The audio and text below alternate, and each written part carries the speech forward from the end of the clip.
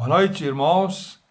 É um prazer voltar a ter contato com vocês através desse meio que Deus disponibilizou para que tivéssemos a condição de ver-nos e falar das maravilhas que Deus fez, está fazendo e vai fazer em nosso meio.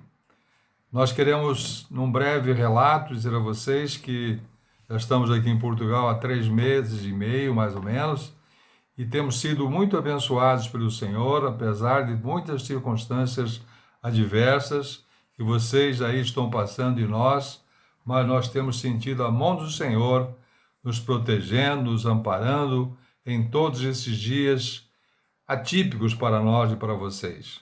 Ninguém esperava por essa situação, ninguém esperava de estarmos confinados, de estarmos realmente afastados uns dos outros e tantas coisas que nós fazíamos normalmente e hoje não podemos fazer. Nós louvamos a Deus que, apesar de tudo, Ele tem sido fiel, tem nos guardado e tem nos protegido e tem nos mandado ficar em casa. Nós louvamos a Deus porque no país onde estamos, o governo levou a sério, está levando muito a sério essa situação e está surtindo efeito essa questão do isolamento, do confinamento e a curva que eles chamam, o pico que eles chamam da pandemia, prevêem que até o fim de abril, princípio de maio, vai acabar. Outros países aqui ao nosso redor, Espanha, Itália, França, Inglaterra, têm sofrido muito mais do que Portugal. E nós louvamos a Deus porque as autoridades são constituídas pelo Senhor e cabe a nós orar para que eles tenham sabedoria para orientar a população como deve se comportar diante dessa adversidade. Louvamos a Deus pelas autoridades que Deus constituiu, tanto aqui em Portugal quanto no Brasil. E temos orado para que Deus continue orientando, especialmente no Brasil, onde escutamos muitas notícias contraditórias, que Deus tenha misericórdia dessa nação tão abençoada e que nós fazemos parte, vocês fazem parte diariamente, para que volte em breve tudo à normalidade. Nós temos o privilégio de falar hoje com vocês a respeito de um fato muito importante para nós cristãos, que foi a ressurreição do nosso Senhor Jesus Cristo. Ou Páscoa.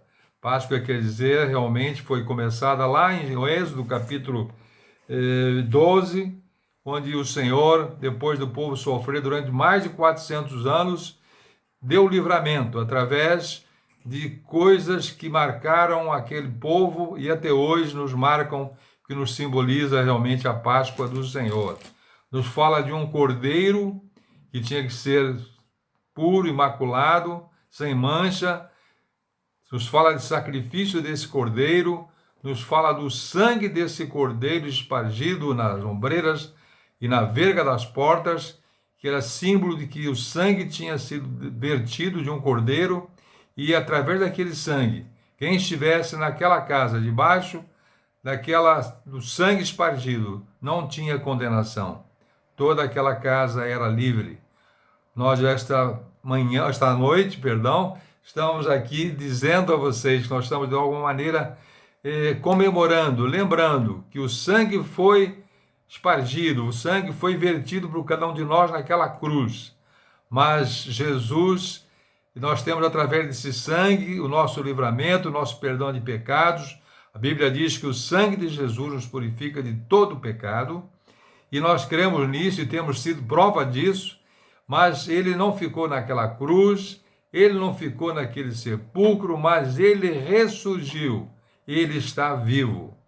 Nós temos um texto na palavra de Deus, todos os 4 evangelistas narram o fato da ressurreição de Jesus. Mas eu queria me ater em Lucas, a narrativa de Lucas no capítulo 24, que você conhece muito bem, já leu e eu li também, do que nos fala da narrativa que aquelas mulheres, em primeiro lugar, com aquela boa intenção que tiveram, puderam testemunhar algo inédito, algo maravilhoso, algo que nos faz estar vivos e estar aqui falando desse Senhor ressurreto, o Senhor vivo.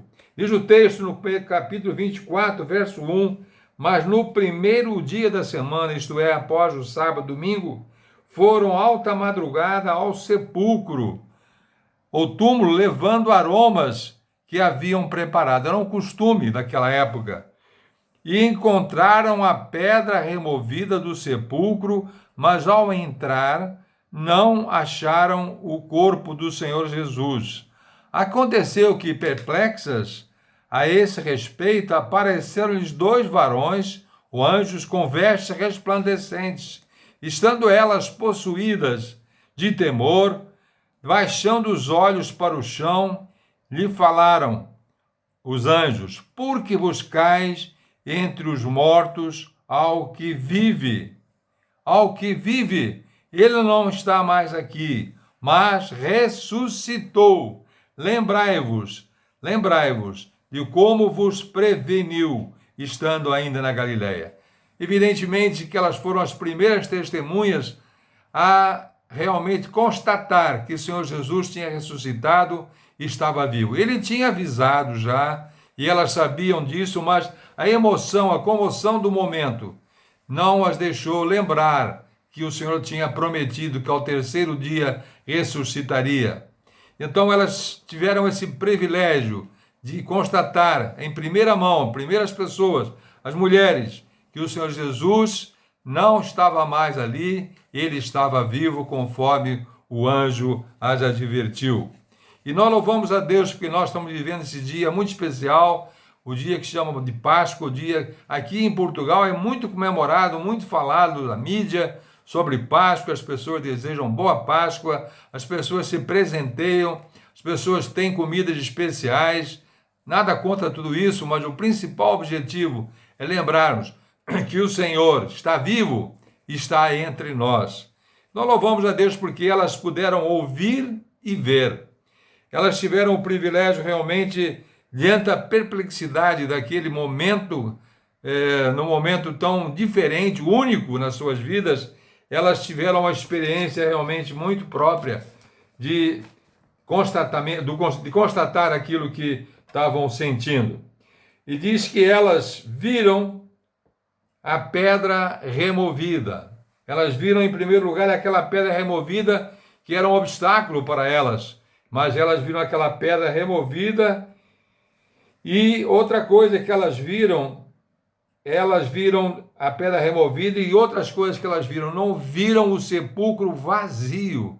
Impressionante. Nós tivemos o privilégio, alguns anos atrás, de estar no lugar que dizem ter sido o lugar que o Senhor foi sepultado. É um lugar marcante para nós cristãos, estar naquele lugar. Não sabemos se foi exatamente ali ou não, mas tudo indica que sim. E aquele túmulo realmente está vazio, ninguém mais foi sepultado ali. E o túmulo continua vazio, porque o Senhor ressuscitou, o Senhor está vivo. Então elas puderam constatar, puderam ver a pedra removida e puderam ver o sepulcro vazio. E o que é que elas ouviram também? Ouviram de dois varões com vestes resplandecentes, viram também a respeito daquele momento. Por quê? Uma pergunta: por que buscais entre os mortos ao que vive? Glória a Deus por isso.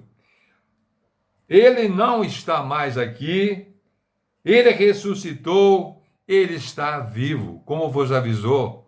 Elas cada vez ficavam mais radiantes, mais alegres com aquelas notícias maravilhosas, mal podiam acreditar no que estavam ouvindo daqueles dois varões, mas creram plenamente, constataram, ouviram e viram que o Senhor não estava mais naquele lugar.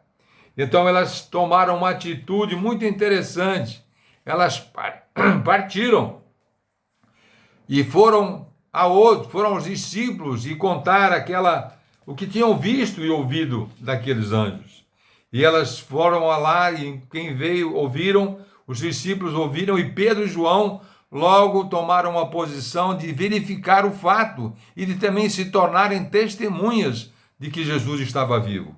E diz o texto que eles saíram correndo e João correu mais um pouco, só um detalhe de que Pedro, mas quando João chega, ele dá o privilégio ou dá a oportunidade a Pedro de entrar primeiro, e Pedro verificou que ele não estava mais ali. O túmulo estava vazio, e então eles foram as segundas, podemos chamar assim, enumerar, as testemunhas a comprovar o fato de que Jesus estava vivo. Depois ele aparece aos 11 também. Ele aparece aos 11, ele primeiro aparece a 2, isso na narrativa de Lucas. Talvez na narrativa de Mateus, Marcos e João, a ordem seja outra, mas não importa. Foram testemunhas todos eles. Mas aqueles 2 discípulos a caminho de Emaús, que você conhece e já ouviu falar tanto deles, eles estavam tristes, depressivos com os fatos, iam comentando no caminho, conversando a respeito daquilo que tinha acontecido e estavam muito tristes. De repente, Jesus se apresenta a eles e começa uma narrativa contando a sua própria história, que era importante que ele viesse, que ele morresse, mas ao terceiro dia ressuscitaria. E ele começa a contar a história e eles não se perceberam de Jesus estar ali ao lado deles. Achavam que era um outro que estava triste também, mas quando eles chegam ao local da sua casa, eles convidam aquele viajante a entrar na sua casa. E ele entrou na sua casa, e eles só foram constatar que ele era Jesus quando ele toma o lugar, não de visitante, mas o lugar de dono da casa, podemos chamar assim, e ali na alimentação ele parte o pão e dá graças. Eles puderam ver que era o Senhor e ficaram também extasiados com essa possibilidade ou com esse privilégio de testemunharem que Jesus estava vivo e está vivo. Quando ele aparece aos 11, de uma maneira sobrenatural, ele tinha morrido, mas com o mesmo corpo que ele foi à cruz, mesmo corpo que ele foi sepultado, ele ressuscitou e a morte não tinha mais poder sobre ele. Ele se apresenta milagrosamente no meio deles com uma expressão tão gostosa: paz seja convosco. E ali ele com eles, no meio deles, ele mostra realmente as marcas das suas mãos, nos seus pés, no seu lado, e ele ali realmente mostra e comprova que ele está vivo e come com eles. Ele come com eles e mais uma vez mostra o seu poder sobre a morte. Mostra-lhe que realmente come pão e come um favo de mel. Um peixe assado e favo de mel. Mais testemunhas, 11 foram testemunhas de que Jesus tinha ressuscitado e está vivo. O nosso hinário tem um hino que nos dá, o poeta foi muito feliz quando ele falou sobre esse fato. Ele narra no hino 300 e... no hino Cristo já ressuscitou, sobre a morte triunfou. É o hino 508. Fala sobre, o coro diz o seguinte, do 508. Isso é uma grande realidade que você e eu podemos também afirmar, porque temos provado isso. Nós louvamos a Deus porque você e eu somos também testemunhas, que temos sentido e visto que o Senhor Jesus está vivo e está em nosso meio. O coro desse hino diz: morto ele não ficou, triunfante Cristo ressurgiu, a vitória sobre a morte ali ganhou, e no céu vitorioso Cristo entrou. Ressurgiu, aleluia, ressurgiu. Louvado seja o Senhor, porque ele venceu a morte. Nós damos graças a Deus porque muitas testemunhas comprovaram. Depois da sua ressurreição, 40 dias ele ficou aqui na terra, antes da sua ascensão, e ele continuou falando com os seus, com quem ele teve contato a respeito do que ele queria. Não só que eles ficassem felizes e contentes por o verem vivo, mas que dessem continuidade à pregação do Evangelho. E ele realmente fala isso, reafirma que ele veio e que ele morreu, que ele ressuscitou, mas ele deixou uma promessa, e João relata muito sobre isso, que não vos deixaria órfãos, mas enviaria o Espírito Santo. E ele dá uma ordem, parece que Lucas termina, e logo no Atos dos Apóstolos, ele reafirma que reafirma que enquanto o Senhor não voltasse, que esse evangelho cria uma grande comissão: ide por todo mundo, pregar o evangelho a toda a criatura, começando por Samaria, Judeia, Samaria, até os confins da terra, até São João da Madeira, até o Recreio dos Bandeirantes. É ali que você está, eu estou, e devemos dar continuidade a essa mensagem de salvação, a mensagem de libertação, a mensagem realmente de que o sangue de Jesus continua purificando a todos que crêem de todo o pecado, de todo o passado, e nos tornando novas criaturas. Antes da sua durante um período em que ele começou a contar para os seus discípulos, isso em João capítulo 14, ele conforta os seus discípulos que estavam meio atônitos com aquilo que iria acontecer, não tinha acontecido. E esse João 14, 1 a 6, nos fala de um lugar que ele foi preparar. Não se turbe o vosso coração. Credes em Deus, crede também em mim. Na casa de meu pai há muitas moradas. Eu vou preparar-vos lugar e voltarei, glória a Deus. Voltarei para que onde eu estiver, estarei com vocês para todos sempre. O Senhor Jesus gostou sempre de proximidade. No momento, estamos vivendo algum momento em que nós não nos é permitido ter proximidade como gostaríamos. Mas uma coisa que Jesus sempre demonstrou a todos que se chegam a Ele é proximidade. Querer abençoar, querer estar perto. E esse lugar que Ele nos foi preparar, eu creio plenamente, que está pronto ou quase pronto, e Ele está voltando para nos buscar e para estarmos sempre ou para sempre com Ele.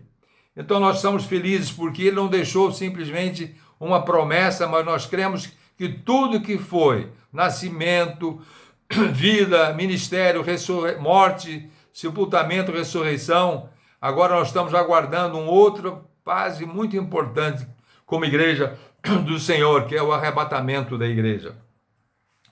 A sua ascensão, que relata lá em Atos dos Apóstolos, ele dá uma ordem: olha, ficai aqui em Jerusalém até que vocês sejais revestidos com o Espírito Santo, para seres minhas testemunhas em todos os lugares, como falei há pouco. Então nós fazemos isso e temos recebido e temos dentro de nós o Espírito Santo, que nos move, que nos guia, que nos orienta, que nos ensina, que nos dá esperança de uma vida e uma vida eterna na glória com Ele.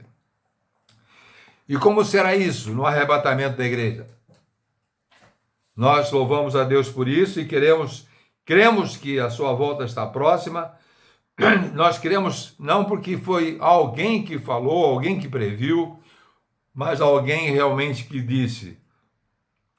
E diz que trará todos. No primeiro ele falou que trará todos os que morreram no Senhor com ele. Depois nós, os vivos, os que tiverem o privilégio de estarem vivos, seremos arrebatados e encontraremos com ele nos ares. Para sempre estaremos com o Senhor. Glória a Deus por isso. Juntos para sempre. Proximidade para sempre. Nada de isolamento, nada de afastamento, mas para sempre com ele. Consolai-vos, pois, uns aos outros, que tenhamos essa esperança que servimos a um Deus vivo, mas que também em breve virá nos buscar. Quando os seus discípulos já viram, quando ele foi levado aos céus, os varões de novo chegaram: por que estás olhando para o alto?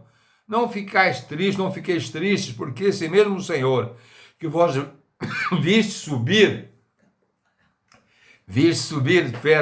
virá para vos buscar. Nós louvamos e esperamos por esse grandioso dia de que o Senhor voltará para nos buscar. Que o Senhor nos ajude, que o Senhor nos oriente e que nos dê sempre essa viva esperança. Mantenhamos a fé no Senhor. Há um outro hino também que gostaria de citar, é o 337, diz que breve o dia vem, olha, o 337 diz: glória, glória, aleluia, glória, glória, aleluia, glória, glória, aleluia, o Cristo voltará. Eu sei que você crê e nós cremos também na volta do Senhor. Nós louvamos a Deus por esse privilégio de ter contato convosco, desejamos que a nossa fé continue firme no Senhor, que nós possamos continuar sabendo que Deus está conosco, Deus vivo, e que em breve Ele está voltando para buscar a sua igreja. E nós somos essa igreja que o Senhor vem buscar. Que Deus abençoe e obrigado pela oportunidade. Amém.